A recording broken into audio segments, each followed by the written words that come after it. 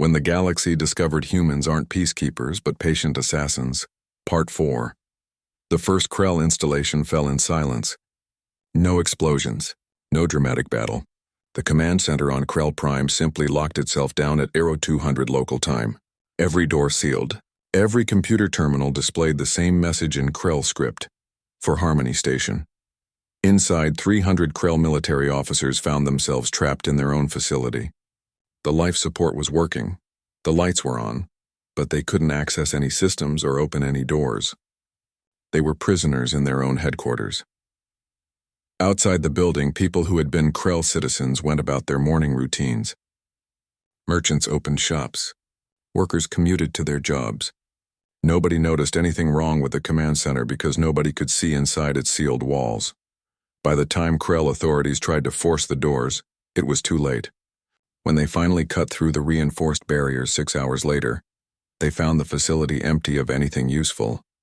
Every computer was wiped. Every document was gone. And in the main command room, written across the tactical display in human script, was a simple message. We were always here. Captain Daehyun led the strike team that infiltrated the Krell High Command orbital station. They didn't blast through walls or fight their way in. They used maintenance tunnels that Daehyun had mapped 6 months ago during his diplomatic visit. They wore uniforms that human contractors had designed, ones that made them invisible to Krell security sensors. 20 humans moved through the station like ghosts. They knew the guard rotations because they had watched them for months. They knew which corridors had cameras because they had helped install those cameras. They knew everything because they had been patient enough to learn. Daehyun and his team reached the general's command chamber without firing a single shot. The door was locked with what the Krell considered unbreakable security. Daehyun pulled a device from his belt, a gift from Jiwon who had studied Krell security systems for years. It opened the lock in 14 seconds. General Vakrin was inside, studying tactical displays of his crumbling empire. His fleet was disabled. His bases were compromised. His officers were trapped or missing. He spun when the door opened, reaching for his sidearm. Daehyun was faster. His weapon was already aimed at Vakrin's head. "Don't," he said quietly in perfect Krell. "I'm actually hoping you try. It would make this easier." Vakrin froze. He stared at the human who had toured his facilities, who had smiled and taken notes, who had seemed so fascinated by Krell military tradition. "You," he breathed. "You were gathering intelligence the entire time." "Of course," Daehyun said. "Did you think I visited 47 worlds because I enjoyed your company?" He stepped closer, his weapon never wavering. "You killed my sister. She was on Harmony Station, studying algae growth patterns. She never hurt anyone. She just wanted to learn about the universe." Vakrin's scales rippled, the Krell equivalent of a sneer. She was weak. "All humans are weak, are we?" Daehyun looked around the command center. "Your empire is falling apart. Your fleet is disabled. Your command structure is destroyed, and we did it in less than a day. Does that seem weak to you?" For the first time, something like fear showed in Vakrin's eyes. "What are you going to do?" Daehyun considered the question. He thought about Harmony Station, about 40,000 people who had died for no reason except Krell pride. He thought about the months of smiling at this murderer, of pretending to respect him. "I'm going to give you a choice," Daehyun said finally. "You can order your remaining forces to stand down. Save whatever Krell lives can still be saved. Or I can leave you here, locked in this station with no power and no communications, and you can watch your empire die on these screens before your life support runs out." Vakrin stared at him. "You would let me live?" "If you surrender, yes. Humanity doesn't want genocide. We want justice." There's a difference. It took Vakrin 5 minutes to decide. Then he recorded the surrender order, his voice filled with bitter defeat. Daehyun transmitted it across all Krell channels. As his team secured Vakrin, Daehyun carved a single word into the command center's desk with his combat knife. Harmony. Commander Minho had a different assignment. While Daehyun handled the high command, Minho led teams that systematically disabled Krell warships, not by fighting them, but by activating the backdoors that human contractors had spent months installing. The Krell thought their ships were secure because Krell engineers had designed them, but humans had built them, and humans had hidden weaknesses in every system. Minho sat in a command center aboard a human stealth ship surrounded by holographic displays. Each one showed a different Krell vessel. "Target Package Alpha execute," he ordered. Across 3 star systems, 23 Krell dreadnoughts, the same ones that had threatened New Sol, experienced catastrophic reactor failures. Not explosions, nothing dramatic. The reactors simply went into emergency shutdown, making the ships dead in space. Life support remained active, keeping the crews alive. But the mighty warships that had destroyed Harmony Station were now helpless hulls drifting in orbit. "Target Package Beta execute." More ships went dark. Minho felt no satisfaction, no joy. This was just work. Necessary work. The kind of work humans did when their patience finally ran out. Jiwan coordinated from Unity Prime, directing the human operatives who had been living as civilians in Krell space. She sat in a secure room with dozens of screens, each one showing a different operation. Team 7, the planetary shield generator is in Building 16. 3rd floor, she told a group approaching a military installation. The control room has 4 guards. They rotate every 6 hours. You have a 12-minute window during the shift change. On her screen, she watched the team move with perfect precision. They had trained for this specific mission for weeks using the exact floor plans that Jiwan had provided from her academic research. "Shield generator disabled," the team leader reported. "No casualties. Krell security is contained." "Good. Proceed to extraction point Delta." This pattern repeated across Krell space. Human teams struck military targets with surgical precision. They disabled weapons, captured installations, and neutralized threats, but they avoided civilian casualties. Every operation was planned to minimize collateral damage. This wasn't rage. This was calculation. Back in the Galactic Council chamber, Ambassador Hyojin stood before the assembled delegates and explained what they were witnessing. "For 80 years, she said, humanity has been part of this council. We negotiated your treaties. We mediated your disputes. We smiled and played the role of the peaceful species. But every moment of those 80 years, we were preparing for this possibility." She pulled up a holographic display showing a timeline. Every human who worked in Krell space was an intelligence asset. Every tourist was gathering data. Every merchant was mapping facilities. Every diplomat was studying their command structure. We learned everything about them because we knew someday someone would push us too far. The delegates sat in stunned silence. Some looked horrified. Others looked terrified, suddenly realizing what this meant. "You all have human civilians in your space too," a delegate from the Vreln Confederacy said nervously. Hyojin turned to face them. "Yes, we do. And every single one of them has been gathering intelligence just in case. We know your military capabilities. We know your security systems. We know how to defeat every species in this chamber if we need to." "That's madness," someone shouted. "You're threatening the entire galaxy." "No," Hyojin said firmly. "We're explaining reality. Humans don't want war. We prefer peace. But we learned long ago on Earth that peace is only possible when you're capable of war, but choose not to wage it. The Krell thought we were weak because we chose diplomacy. They learned differently." She paused, letting her words sink in. "Every species here can make the same choice the Krell made.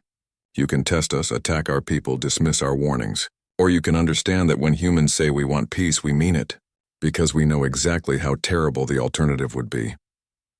The chamber remained silent for a long time. On the Krell homeworld, citizens watched their military fall apart in real time. The government tried to suppress the information, but human hackers had compromised their networks too. Every screen, every broadcast channel showed the truth. The mighty Krell Empire was being dismantled by a species they had considered prey. Some Krell called for resistance. But how do you resist an enemy that's already inside your systems? How do you fight people who understand your defenses better than you do? The civilian population largely stayed home, confused and afraid. They had been told their military was invincible. They had celebrated the destruction of Harmony Station as proof of Krell supremacy. Now they were learning the price of that pride. Human teams secured military installations but left civilian areas untouched.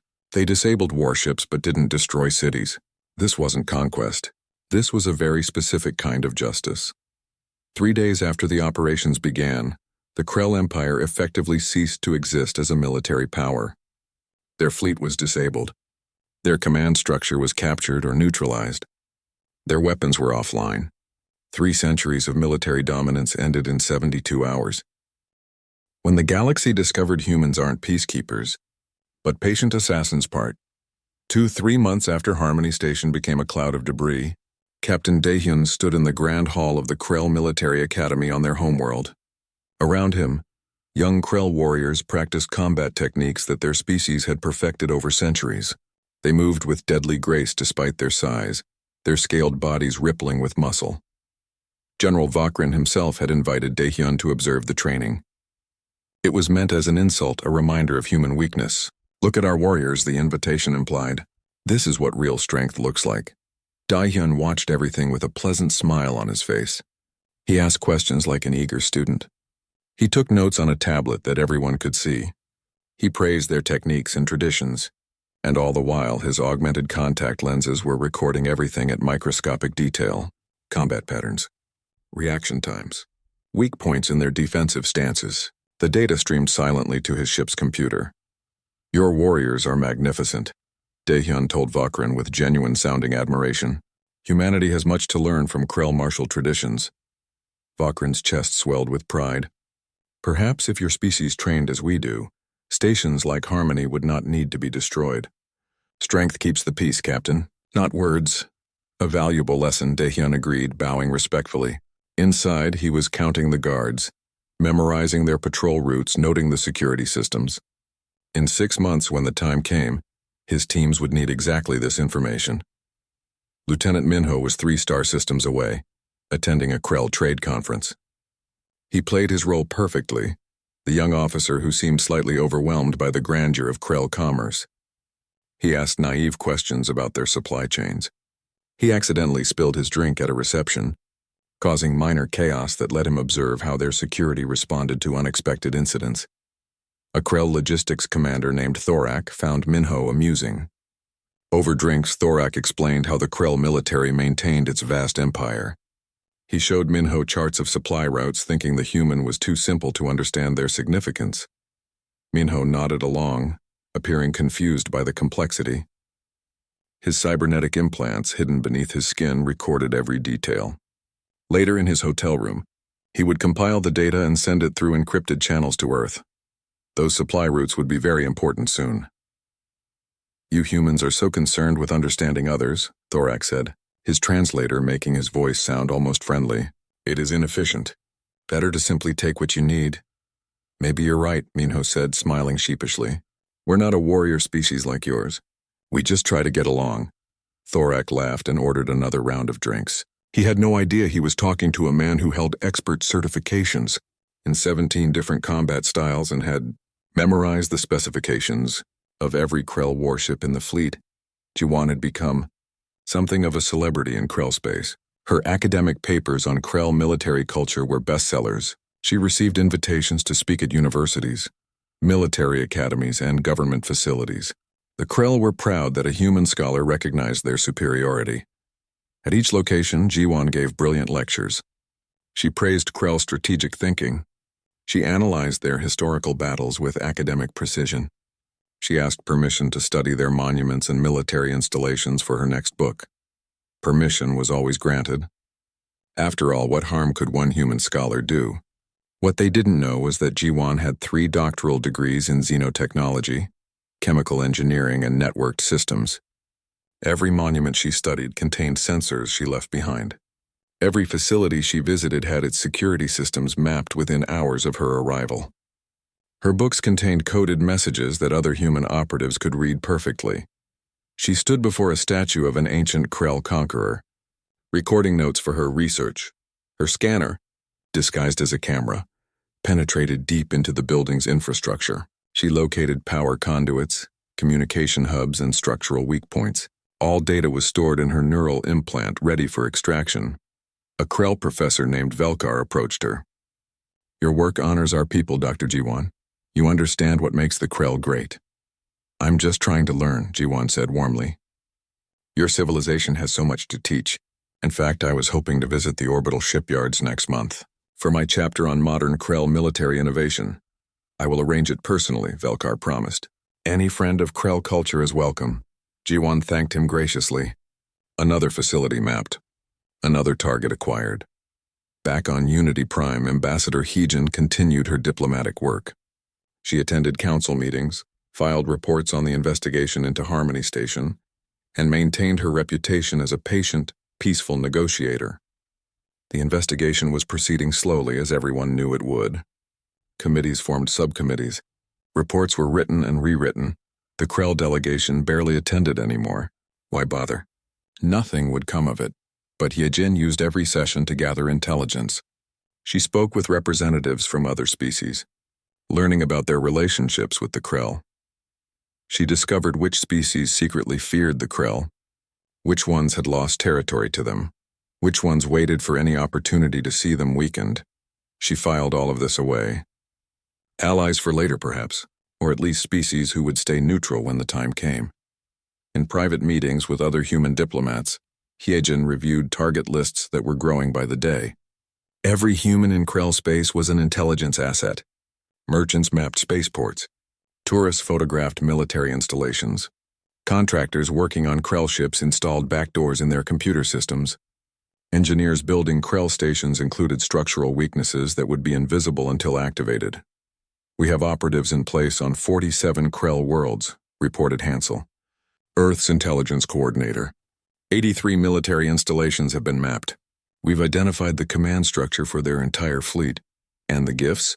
Heejin asked. "All delivered. The Krell leaders love human art. Every sculpture, every piece of technology, every entertainment system we've given them contains what we need." Heejin nodded. The gifts had been flowing for months now. Human culture was becoming fashionable among the Krell elite. Human designers created beautiful objects that Krell generals displayed proudly in their offices. Human technicians installed advanced computer systems in Krell facilities, systems that worked flawlessly and improved efficiency. Every gift was a weapon waiting to be activated. General Vakrin himself had received a beautiful sculpture for his office, a crystalline piece that caught light and cast rainbow patterns across his walls. He showed it to visitors with pride, a gift from the weak humans, accepting their place in the natural order. The sculpture contained enough nanites to disable every system in his flagship, but they would remain dormant until triggered remotely. Patient. Waiting. Daehyun completed his tour of Krell space after visiting 47 worlds. He had shaken hands with hundreds of officers. He had toured shipyards, training facilities, command centers, and defensive installations. He had smiled through it all, playing the role of the fascinated diplomat. His notebooks were full. His recordings were complete. He knew the Krell military better than most Krell generals did. He knew their schedules, their procedures, their weaknesses. He knew which officers were competent and which were political appointments. He knew which bases had good security and which were overconfident. On his final day in Krell space, Vakrin hosted a farewell dinner. The general was in high spirits, convinced that the human captain had learned proper respect for Krell power. "Perhaps you will convince your people to be more realistic," Vakrin said, raising a glass. "The strong rule. The weak serve. This is nature's law." "You've taught me so much," Daehyun replied, raising his own glass. "I'll never forget this visit. It was the absolute truth." He would remember every detail for exactly as long as it took to destroy them. Back on Earth, in a facility that officially didn't exist, thousands of analysts compiled the intelligence that was flowing in from Krell space. They built models, ran simulations, and refined target lists. Every Krell warship had a file. Every installation had a destruction plan. Every officer had a threat assessment. The data showed something remarkable. For all their strength, the Krell had a critical weakness: overconfidence. They had conquered for so long, won so consistently that they had stopped being careful. Their security was good but not perfect. Their systems were powerful but not unhackable. Their warriors were deadly but not invincible. They could be beaten. Not in a straight fight, perhaps, but humans weren't planning a straight fight. They were planning something much worse. 3 months had passed since Harmony Station. The Galactic Council's investigation had produced exactly nothing. Ambassador Heejin read the preliminary report and wasn't surprised. The committee had found the territorial dispute complex and recommended further study. She filed the report away and sent a coded message to Earth Command. Intelligence gathering phase complete. Assets in position, awaiting authorization to proceed to next phase. The response came back within an hour. Continue current operations. Maintain cover. Timeline remains flexible. When the galaxy discovered humans aren't peacekeepers, but patient assassins Part 3 6 months after Harmony Station, the Krell attacked New Sol. The colony world was home to 2 million humans, mostly farmers and their families. They grew crops that fed 3-star systems and asked nothing from anyone except to be left in peace. The planet had no military bases, no weapons platforms, no defenses worth mentioning. General Vakran himself led the fleet that entered New Sol's orbit. 23 warships, enough firepower to reduce the planet to ash. The fleet's arrival was broadcast across the galaxy. Vakran wanted everyone to see this. Captain Daehyun watched the broadcast from his quarters aboard the Silent Accord. His ship was docked at Unity Prime for routine maintenance, far from New Sol, far from where he wanted to be. His hands gripped the edge of his desk so hard his knuckles turned white. On the screen, Vakran's massive form filled the frame. "People of New Sol," he announced, "your presence in this sector is no longer acceptable. You have 24 hours to evacuate your planet and surrender all human assets in this region to the Krell Empire. If you refuse, we will demonstrate what happened to Harmony Station was not an isolated incident." The camera pulled back to show Vakran standing in the Galactic Council chamber itself. He had brought his ultimatum directly to Unity Prime, making it impossible to ignore. Around him, the delegates sat in stunned silence. Ambassador Hyejin was there. Daehyun watched her face on the screen, saw her sitting motionless in Earth's delegation box. She showed no emotion, no reaction at all. But Daehyun had worked with her for years. He knew what that stillness meant. Vakran turned to face Hyejin directly. "Ambassador, your species exists at our pleasure. You scatter when we approach, you negotiate when we demand, you accept our actions because you are weak. This is simply reality. Comply with our demands or New Sol becomes a memorial like Harmony Station." The chamber was absolutely silent. Every delegate, every aide, every translator waited to see what the human would do. Would she beg? Would she cry? Would she finally show some spine and rage uselessly against the inevitable? Hyejin stood slowly. She smoothed her diplomatic robes with careful hands, and then she smiled. It was the same smile she had given Vakran 6 months ago, the same smile that had made him pause just for a moment before dismissing it. "General Vakran," she said quietly, her voice carrying perfectly through the chamber's acoustic systems. "Humanity has heard your ultimatum. We understand your position completely, and we will respond appropriately." Vakran laughed. "Appropriately? You will accept, you mean? You will evacuate and—" "We will respond," Hyejin repeated. Her smile never wavered. "You have declared war on humanity, General. You just didn't realize it until now." Then she walked out of the council chamber. Every human delegate in the building followed her. Within seconds, they were gone. Vakran stared after them, confused. The chamber erupted in shocked conversation. What did the human mean? What response? They had no fleet near New Sol, no weapons, nothing. But Daehyun understood. He was already moving, his fingers dancing across his console, entering codes he had memorized years ago. Around him, his cabin transformed. Panels retracted, revealing weapon systems that violated 3 separate galactic treaties. His comfortable quarters became a tactical command center. He pressed a button on his collar. "All hands, this is the captain. Drop diplomatic protocols. Activate combat stations." This is not a drill. Throughout the Silent Accord, humans shed their peaceful disguises. Crew members pulled off their civilian uniforms, revealing combat gear beneath. Scientists secured their labs and moved to weapon stations. Engineers initialized systems that had been hidden for decades. Lieutenant Minho entered Daehyun's cabin, no longer looking young or naive. His face was hard, focused. "Commander Minho reporting for duty, sir." "Commander?" Daehyun asked with a slight smile. "My actual rank, sir. I think we can stop pretending now." Minho pulled up a holographic display. "All operatives in Krell space have received the activation code. We're getting confirmation signals now." Across Krell space, every human suddenly vanished. Merchants sealed their ships and disappeared. Tourists left their hotels and were simply gone within minutes. Contractors finished their shifts and never came back. Within 2 hours, there were no visible humans anywhere in Krell territory, but the invisible ones remained. In his flagship orbiting New Sol, General Vakran received the first reports with amusement. The humans were fleeing. Of course they were. That's what prey did when predators appeared.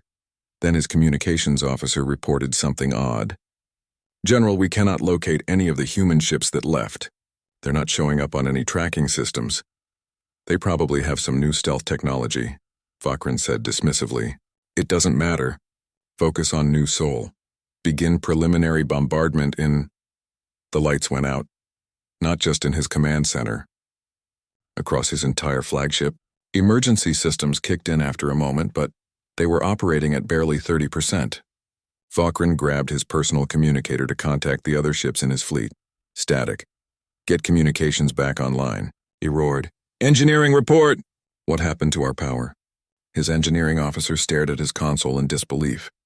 Sir, I don't know. Every system just went offline simultaneously. It's like something sent a shutdown command to our entire network. Vakrin's blood ran cold. Check the other ships. The tactical officer worked his console frantically. Sir, I'm getting emergency transponder signals from every ship in the fleet. They've all lost primary power and communications.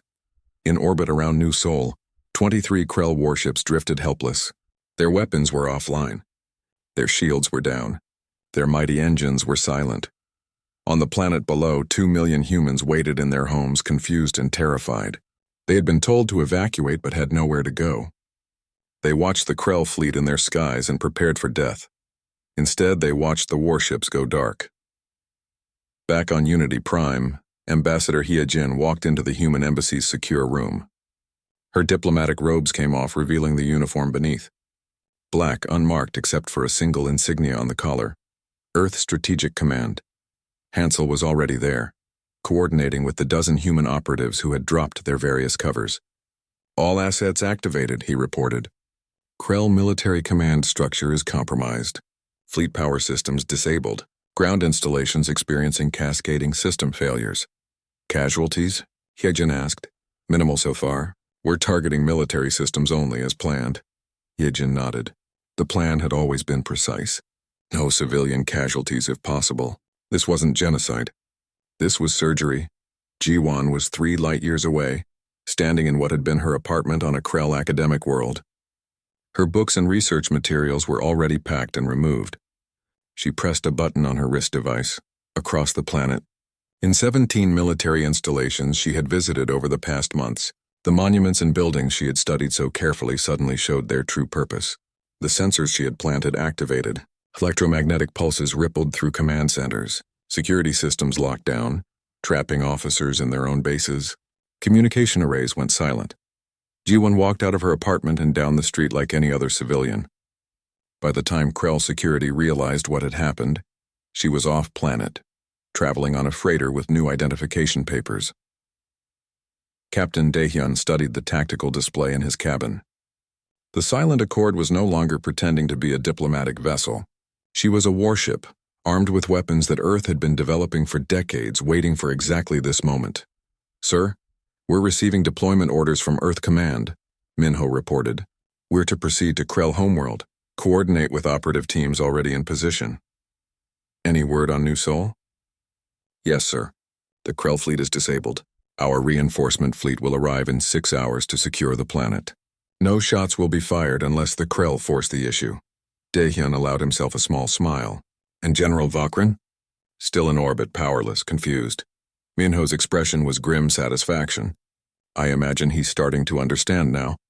Vakrin was indeed starting to understand.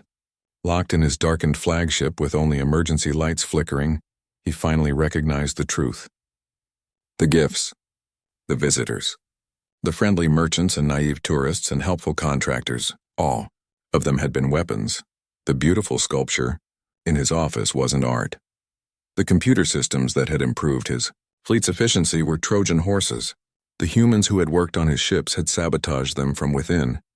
Every handshake, every smile, every grateful bow had been part of a plan. They hadn't been weak. They had been patient. He tried to override the shutdown, but every system fought him. Human programmers had written the code that ran his fleet. Human engineers had installed the systems. Human technicians had access to everything for 6 months, and he had let them in because he thought they were harmless. Vakrin punched the wall in rage, his scaled fist leaving a dent in the metal. 40 generations of Krell military tradition, defeated by creatures who smiled and took notes. The Galactic Council convened an emergency session within hours. Every delegate was there, summoned by urgent messages. They thought they were meeting to discuss the new Sol crisis. When the galaxy discovered humans aren't peacekeepers but patient assassins, Part 1.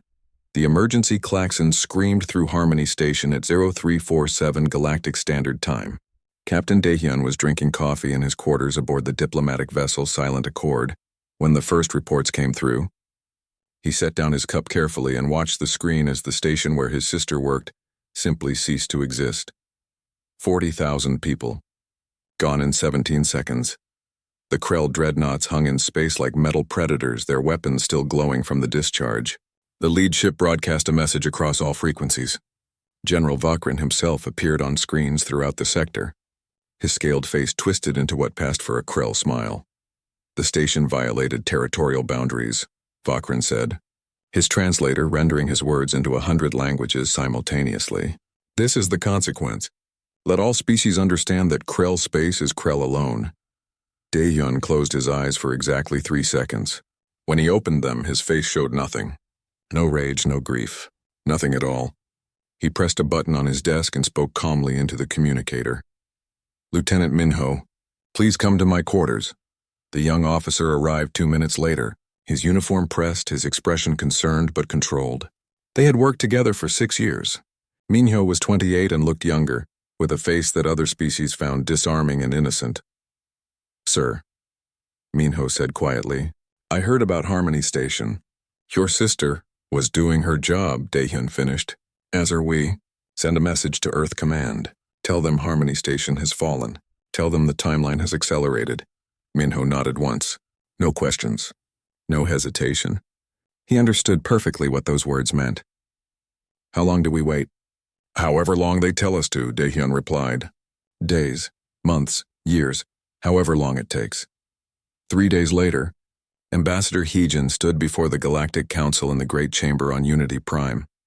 She was 53 years old and had served as Earth's representative for 12 years. The council members knew her as patient, wise, and endlessly diplomatic. She had negotiated 17 trade agreements and settled 9 border disputes without a single shot fired. Today, she wore gray robes of mourning. Her voice was steady as she addressed the assembled delegates. Esteemed members of the council, she began, humanity comes before you seeking justice. 3 days ago, the Krell Empire destroyed Harmony Station without warning or provocation. 40,000 civilians died. Among them were not only humans, but also representatives from 17 other species who worked there in peace. She paused, allowing the translation programs to catch up. Around the chamber, delegates shifted in their seats. Some looked sympathetic. Most looked uncomfortable. Several looked away entirely. We ask the council to condemn this action, Heejin continued. We request a full investigation. We call for sanctions against the Krell Empire until they answer for this crime against sentient life. General Vokrin sat in the Krell delegation box, his massive form barely fitting the chair. He laughed. The sound was like rocks grinding together. The human speaks of crimes, Vokrin said, rising to his full height of nearly 3 meters. But she forgets that strength determines law. The station was in disputed territory. We claimed it. This is how the galaxy works. The strong take what they wish. The weak complain to councils. Heejin met his eyes across the chamber. Then we asked the council to determine the truth of these territorial claims. Surely the law must apply to all species equally. Of course, said Council Chairperson Thelen, a being whose species had held the council's leadership for centuries. We will form an investigative committee. This will take time, of course. Proper procedures must be followed. Ambassador Heejin, does Earth accept this process? What else could she say? Heejin bowed her head. Earth accepts the council's wisdom. We trust in the process of law. The Krell delegation laughed again. Other species looked at humans with pity. The peaceful species had been struck and they responded with paperwork. How predictable. How weak. But then Heejin did something strange. As she gathered her documents to leave, she looked directly at Vokrin one more time. And she smiled. Not a warm smile or a diplomatic smile. Something else entirely. Something that made the Krell general pause for just a moment before he dismissed the feeling. Humans were prey. Prey didn't plan. Prey just died. That same day across Krell space, small changes began. A human merchant captain on the Krell homeworld apologized profusely for a computer error that delayed a shipment of military parts by 6 hours. A human tourist in the capital city asked a Krell soldier for directions to the nearest monument, wondering aloud about the beautiful architecture of the military complex. A human contractor working on a Krell battleship requested a transfer back to human space, citing homesickness and offering to train his Krell replacement personally. Nobody connected these events. Why would they? They were random, meaningless, the normal chaos of daily life across a galaxy of trillions. Aboard the Silent Accord, Captain Daehyun received his orders from Earth. He read them twice, then deleted them permanently. The message had been simple. Continue normal operations. Maintain all appearances. Wait for signal. Minho, he called. His second officer appeared instantly. Sir? Prepare for a goodwill tour of Krell space. We'll visit their military worlds, offer our condolences for the misunderstanding with Harmony Station, discuss increased trade opportunities. Minho's young face showed surprise that looked entirely genuine. Sir, we're going to visit them? Of course, Daehyun said calmly. We're diplomats. Our job is to build bridges, not burn them. The council will handle justice. We'll handle diplomacy. Yes, sir. Minho left to make arrangements. Alone in his quarters again, Daehyun pulled up a photo of his sister. She smiled at the camera, her arms around two colleagues, all three of them laughing at something outside the frame. Behind them, the observation window showed the beautiful curve of a planet they were studying. He touched the image gently, then closed it. From his desk drawer, he removed a small black notebook. Inside, written in his own handwriting, were names, dates, locations, and numbers. He'd been keeping this notebook for 6 years. Every Krell world he'd visited, every military installation he'd toured, every general he'd met at diplomatic functions, every weakness he'd observed while smiling and shaking hands. He added Vakran's name to the list. Across human space, others were making similar notes. In classified facilities on Earth, analysts were compiling data that had been gathered over 80 years. Every human who had ever worked with the Krell, every tourist who had visited their worlds, every merchant who had traded in their space. All of them had been watching, learning, recording. The galaxy knew humans as peacekeepers, as diplomats, as the species that preferred words to weapons, that chose negotiation over violence, that valued life above all else. This was not a lie. Humans did value all of these things, but the galaxy had forgotten something important about Earth's history. Humanity had learned long ago in their own wars that the most dangerous warriors were not the ones who struck first. They were the ones who waited, who planned, who learned everything about their enemy before acting. Humans called it patience. Others would call it something else when they finally understood. Yejin returned to her private office after the council session. Her assistant, a young woman named Jiwon, brought her tea. The council was as expected, Jiwon said quietly. Yes. Yejin sipped the tea. They'll form committees. They'll write reports. They'll do nothing. And us? We do what we've always done. We smile, we wait, we prepare. Hyejin looked at her assistant. How are your research papers coming along? Jiwon smiled slightly. The Krell love them. My work on their military traditions is being taught at their academies. They've invited me to visit 17 installations to study their culture firsthand. Good, Hyejin said. Accept all the invitations. Study everything. Learn everything. When the time comes, we'll need to know exactly how to dismantle them. 3 months. That's how long Earth Command decided to wait. 3 months of smiling, trading, visiting, learning. 3 months of being underestimated. The clock was ticking. The Krell just didn't know it yet. When the galaxy discovered humans aren't peacekeepers, but patient assassins, Part 5, 3 weeks after the Krell Empire fell, Captain Daehyun walked through the memorial gardens on Earth. The gardens were new, built specifically to honor those lost on Harmony Station. 40,000 white flowers grew in careful rows, each one representing a life that had ended in 17 seconds of violence. He stopped at one flower in particular. The plaque read, Soman Kang, xenobiologist, sister friend. Daehyun knelt and touched the white petals gently. We got them, he said quietly to the flower. It took 6 months, but we got them. General Vakran is in custody. His fleet is scrap. The Krell military doesn't exist anymore. He paused. I know you wouldn't have wanted this. You believed in peace, but sometimes peace requires people like me to do terrible things so people like you can study algae in safety. He stood, saluted the flower, and walked away. Behind him, the memorial garden stretched out in rows of white, a reminder of why patience had turned to action. The Galactic Council held its most important session in 3 centuries. Every species sent their highest leaders, not just ambassadors. They gathered in the Grand Chamber, but today the atmosphere was different. There was fear in the room, uncertainty about what came next.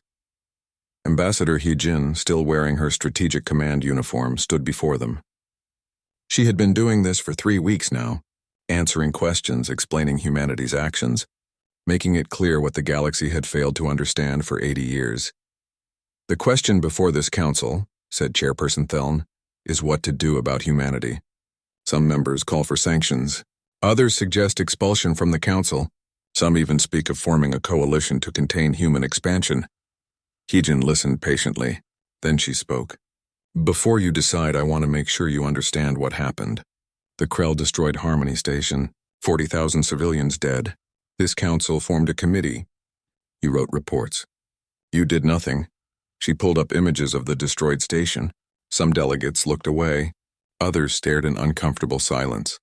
The Krell then threatened New Sol, 2 million civilians. General Vakrin came into this very chamber and told us we existed at his pleasure. Again, the council did nothing, so humanity acted. He-Jin moved to the center of the chamber, addressing all delegates at once. We did not act in rage. We acted with precision. Krell military casualties were approximately 12,000. Civilian casualties were fewer than 100, and those were mostly accidents. We disabled their military while leaving their civilian infrastructure intact. We removed their ability to harm others while minimizing harm ourselves. A delegate from the Realm Confederacy stood. But you had been preparing for this for decades. You were planning to attack them all along. No, He-Jin corrected firmly. We were preparing to defend ourselves if necessary. There's a difference. We hoped we would never need these plans, but we learned from our own history that hoping for peace isn't enough. You need to be capable of war while choosing peace. She looked around the chamber. Every species here has militaries. Every species has defense plans. The only difference is that we made sure ours would work. The Krell dismissed us as weak because we chose diplomacy first. That was their fatal mistake. Theln shifted uncomfortably in his chair. But you admitted you have intelligence gathering operations in every member species territory. How can we trust you? Because we've been gathering that intelligence for 80 years and never used it until someone killed 40,000 of our people. He-Jin replied. We've had the capability to harm you for decades. We chose not to. That should tell you everything about humanity's actual intentions. She pulled up more displays, showing human operatives across the galaxy. Right now, we could disable the defense networks of 17 species. We could crash the economies of 9 others. We could spark rebellions in 6 more. We have the capability. We've always had it. But we've never used it because we genuinely want peace. The chamber was silent. So here's humanity's offer, He-Jin continued. We return to being the diplomats and mediators you knew for 80 years. We'll continue negotiating your treaties, settling your disputes, and promoting peaceful cooperation. But now you know the truth. We're not weak. We're patient. And if you harm our people, you'll learn the difference. She sat down, her message delivered. The council debated for 6 hours. The vote when it came was unanimous. No action would be taken against humanity. The official statement said that humanity had acted in justifiable self-defense after the council failed to provide justice. It was diplomatic language that meant everyone was too afraid to do anything else. Commander Minho, promoted to admiral after the Krell operation, stood in Earth's Strategic Command headquarters. The room was filled with officers who had spent decades pretending to be civilians. Scientists who were actually intelligence analysts, merchants who were really military planners, tourists who had been deep cover operatives. The Silent Accord is being retired, Minho announced to his crew. She'll be in the military museum, a reminder of what we accomplished. But this crew is being reassigned. His officers looked at him with questions in their eyes. Most of you are going back to diplomatic operations, Minho continued. The galaxy needs friendly humans watching them again. You'll return to being merchants, tourists, researchers. You'll smile and ask naive questions and gather intelligence, just like before. One young officer raised her hand. Sir, won't they be watching for this now? Minho smiled. Of course they will. That's part of the point. They'll watch our obvious operatives and think they've figured us out. Meanwhile, the ones they don't know about will continue working. The galaxy has learned humans are dangerous when pushed. Now we let them relax again, get comfortable, until and unless someone else decides to test us. It was cold strategy, but it was honest. Humanity would return to the shadows. Patient and watchful. Ji-won published her final academic paper. The Anthropology of Patience, Why Humans Wait. It became required reading at military academies across the galaxy. In it, she analyzed human strategic thinking from ancient Earth wars through the Krell operation. The conclusion was simple but profound. Humans were apex predators who had learned to disguise themselves as cooperative social animals. They could live peacefully for generations, building genuine friendships and partnerships. But if threatened, they would switch to predator mode with devastating efficiency. One section of her paper discussed the concept of strategic patience, the human ability to plan in terms of decades or centuries rather than immediate action. This was alien to most species who thought in terms of short-term gains and quick victories. The Krell Empire fell, she wrote, not because humans had superior weapons or numbers. It fell because humans spent 6 months learning everything about their enemy before striking once. One operation, 3 days, total victory. This is the human way of war. Overwhelming preparation followed by surgical execution. The paper made many species very uncomfortable. That was intentional. On New Sol, the farming colony that had been threatened, life slowly returned to normal. The Krell fleet that had orbited their world was towed away. Human peacekeeping forces remained for a few weeks, then quietly withdrew. The colonists erected their own memorial, not for people they had lost, but for the humans who had saved them. The inscription read, "To those who watch in silence, who wait with patience, who protect us by being prepared. We know you're out there. Thank you." It was signed by 2 million grateful citizens. General Vokran stood trial at the Galactic Court. The charges were genocide, war crimes, and crimes against sentience. The trial lasted 3 months. The evidence was overwhelming. Daehyun attended every session, sitting in the gallery and watching. Vokran never looked at him. The general seemed smaller now, his massive frame hunched, his scales dull. He had been a proud warrior leading an empire. Now he was a war criminal facing justice. The verdict was guilty on all counts. Vokran was sentenced to life imprisonment on a neutral world, where he would spend the rest of his long life thinking about the species he had dismissed as weak. As Vokran was led away, he finally looked at Daehyun.